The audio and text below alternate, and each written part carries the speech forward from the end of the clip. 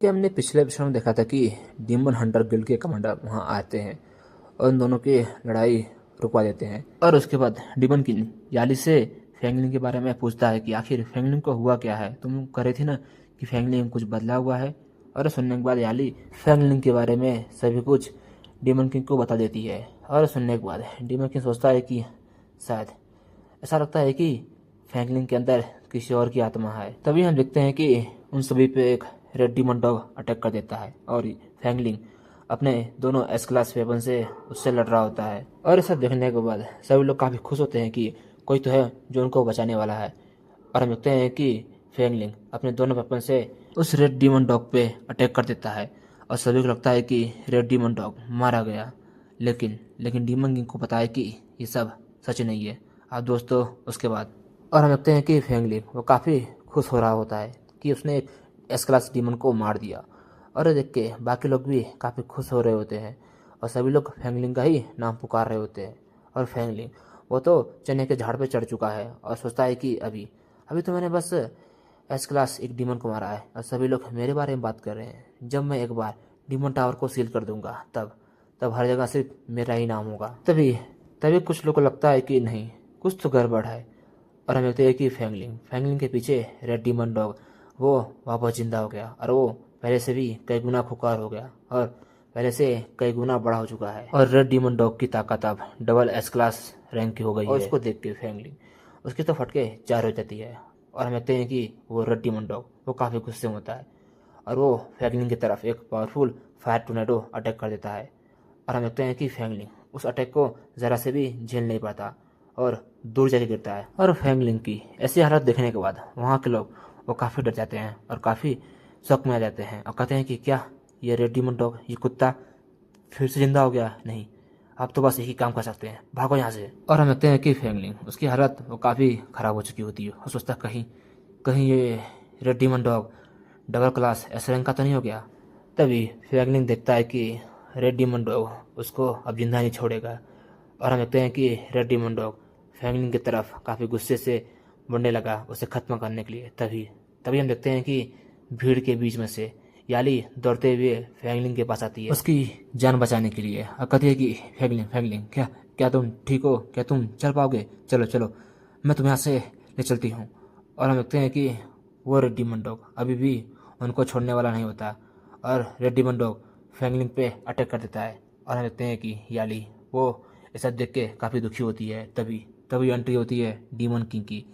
और हम देखते हैं कि डीमन किंग अपने पावर से रेड डीमन पे अटैक कर देता है और सोचता है कि अभी अभी फैंगलिंग नहीं मर सकता, उससे मुझे बहुत सारे काम हैं। उसको तो अभी उन सबको ढूंढना है जिसकी वजह से डीमन टावर को सील कर पाए और मैं उन उन सभी चीज़ों को ख़त्म कर दूंगा। तब तक उसे ज़िंदा रहना होगा। तो मुझे माफ़ करना छोटे बच्चे। और हम देखते हैं कि demon king red demon dog पे अटैक कर देता है। और सब देखने के बाद याली और फैंगलिंग दोनों ही काफ़ी शौक में आते हैं। और इसके बाद डीमन किंग कहता है कि अब मुझे बताना पड़ेगा। और हम देखते हैं कि डीमन किंग अपना असली रूप उस रेड डीमन डॉग को दिखाता है। कहता है कि क्या क्या तुम अपने स्वामी को भी नहीं पहचान पा रहे हो?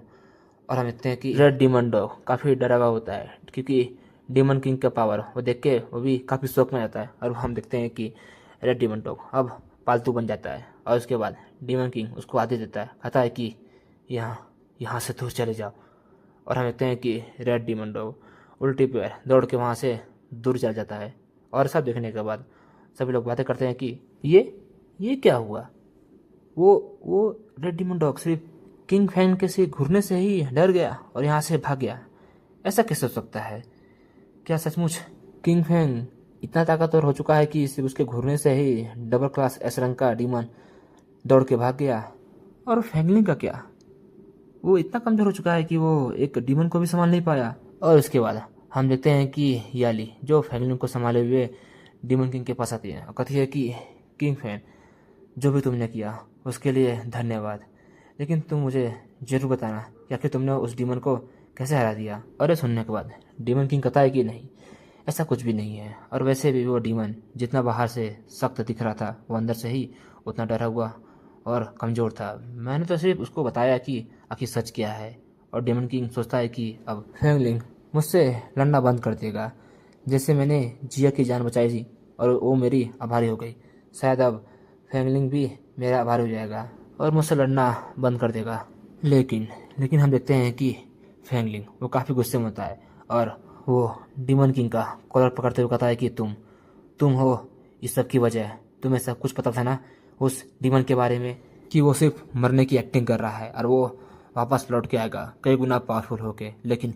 लेकिन तुमने इस सब के बारे में मुझे नहीं बताया और सबके सामने मजाक का सिर्फ पात्र बना के छोड़ दिया। ये सब तुम्हारी गलती है, तुम्हारी वजह से मेरा ये सब हाल हुआ। मैं तुम्हें छोड़ूंगा नहीं।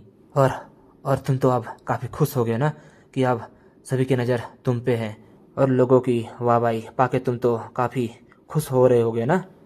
और हम देखते हैं कि फैंगलिंग वो लगातार सिर्फ डीमन किंग को ही दोष दे रहा होता है। कहता है कि ये सब तुम्हारी गलती, ये सब तुम्हारी गलती, सिर्फ तुम्हारी गलती है। तुम तो एक इंसान हो ना, फिर लोगों के साथ ऐसा कैसे कर सकते हो? तुमने लोगों की जान जोखिम में कैसे डाल सकते हो?